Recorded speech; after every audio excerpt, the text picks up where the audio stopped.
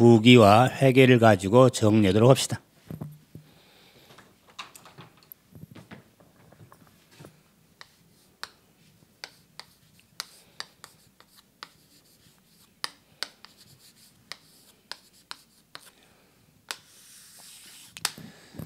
자, 우리가 회계 원리에 입문 과정에 있어서 회계 원리, 자, 회계란 말도 하고 또 경우에 따라서는 부기란 말도 하게 되는데 이 부기와 회계 뭐 기초적인 용어 정리를 좀 하면서 관련 내용 정리가 들어가는데 이렇게 부기와 회계에 있어서는 저는 이 모양을 조금 연상을 해서 자, 큰 원을 만듭니다. 큰 원을 만들어서 알파벳 자, A 자, A라고 좀 두고 자, 큰 원에 자, 가운데에 노란색으로 자, 알파벳 자, B 자, 이렇게 둡니다. 그랬을 때 이 큰 원에 하얀색의 큰 바탕의 원은 자, A라고 제가 학명을 이렇게 알파벳 썼지만은 A는 어카운팅 그래서 회계를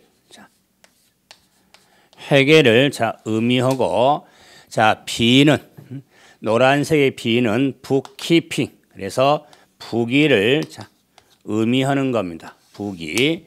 그러면은 결론적으로 부기와 회계의 관계를 크게 정리해 보면은 이 모양이 계란, 달걀을 후라이팬에다가 탁게 해서 우리가 자 후라이를 한다면은 바탕이 쫙 깔리죠. 그래서 흰자가 그 가운데 노란 자가 이렇게 정리되죠. 그래서 부기와 회계의 관계를 정리할 때는 계란 후라이 자 이런 의미로서 연상을 해서 구분하시면 됩니다. 이럴 때 부기가 뭐냐? 부기라고 하는 것은 줄임말의 의미가 되는데 제가 영어로 북키핑 그랬죠. 그래서 장부에 기입하는 것을 자 이렇게 북키핑에 정리하면 그래서 장부에 기입하는 것을 의미하는데 장하고 입을 띄어서 그냥 부기라고 하는 겁니다. 그렇기 때문에 부기의 핵심은 장부에 기입하는 것을 부기라고 하는데 그래서 조금 이걸 좀 확장을 하면 부기는 기업에 있어서 일정한 원리 원칙, 일정한 원리 원칙에 의해서 자산, 부채, 자본의 증감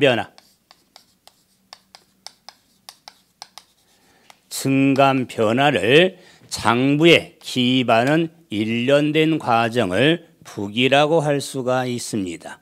그랬을 때 부기의 핵심은 일정한 원리 원칙 의해서 자산, 부채, 자본 등의 증감 변화를 자 기록 계산 정리하는 일련된 과정을 부기라고 하는데 우리가 일반적으로 부기하면은 복식부기를 의미합니다. 복식부기 기업전제로 정리를 하기 때문에 그래서 복식부기는 일정한 원리 원칙에서 기록 계산 정리하는 것을 복식부기라고 하는데 그 일정한 원리 원칙은 회계 부기를 정리하면서 가장 기초 기본적인 원리입니다. 그래서 자, 이 일정한 원리 원칙 하면 거래 이중성과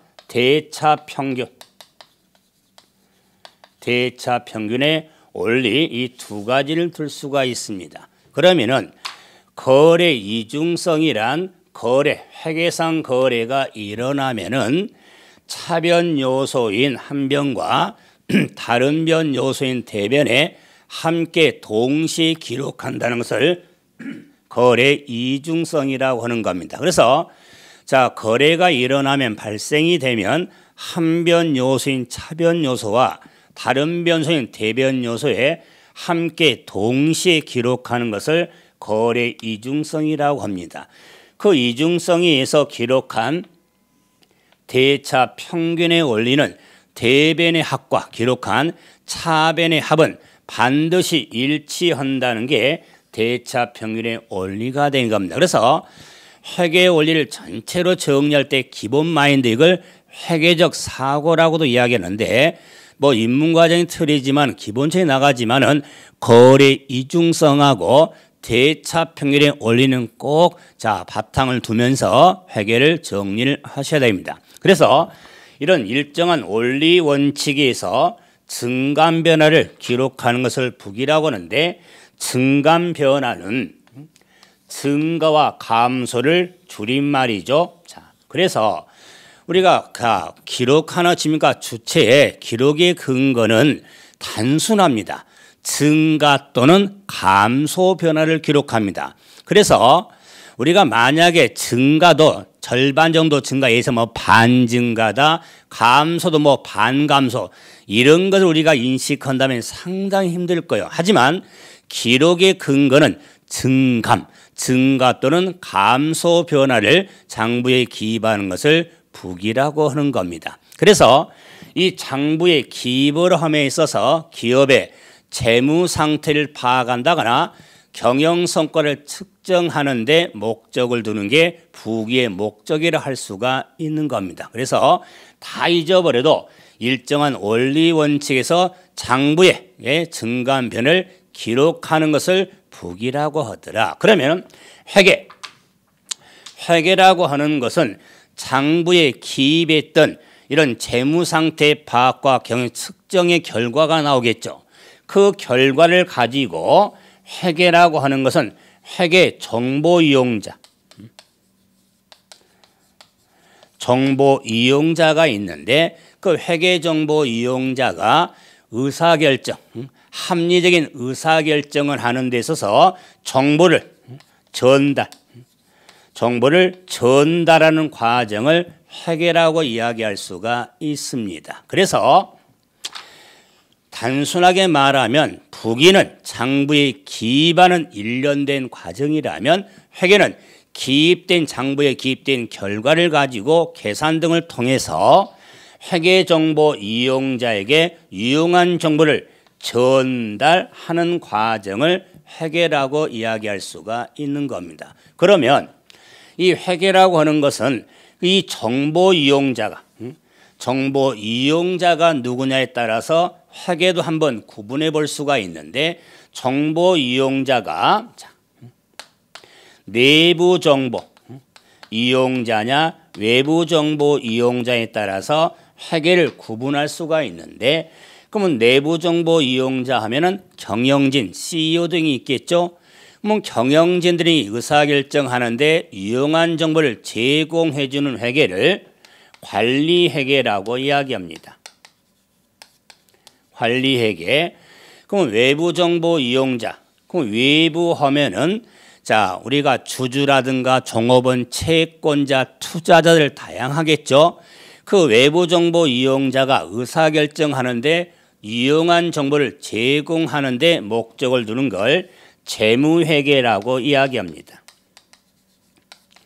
재무회계. 그래서 회계라고 하는 것은 정보를 전달하는 과정인데 관리회계와 재무회계는 정보 이용자가 누구냐에 따라서 구분이 되어지는 걸 우리가 회계 구분을 할 수가 있는 겁니다. 물론 회계는 이 외에도 뭐 세무회계 등도 다양하게 있지만은 우리 아무리 기본의 인문과정에 나가면서 너무 펼치지 마시고 재무회계와 관리회계 큰 영역의 틀은 구분해서 정리가 돼야 됩니다. 그래서 결론적으로 부기와 회계의 관계는 제가 계란 후라이를 염두에 두라고 그랬죠. 큰 바탕의 흰색이 자 우리가 회계고 가운데 자 노란 자가 부기라고 했기 때문에 부기 시스템은 회계 시스템 안에 들어있죠. 그래서 부기 시스템보다 훨씬 더 광범위한 개념을 회계라고 할 수가 있는 겁니다. 그래서 이제 여러분 인문서에 보시면은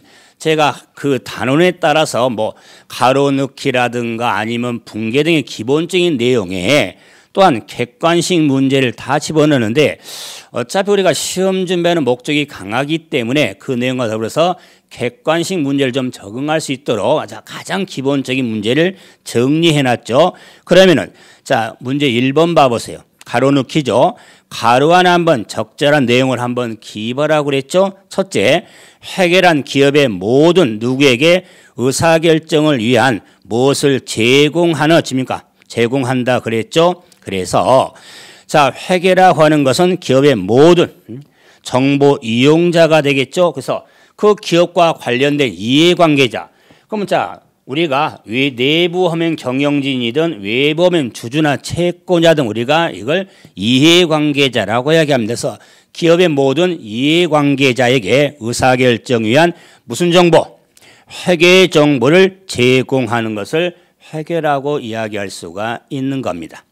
자, 그럼 두 번째는 회계의 정보 이용자에 따라 분류를 한번 해보면 외부 보고, 외부 보고의 목적의 회계를 재무회계라 하고, 자, 내부 보고의 목적을 관리회계로 이렇게 구분해 볼 수가 있죠.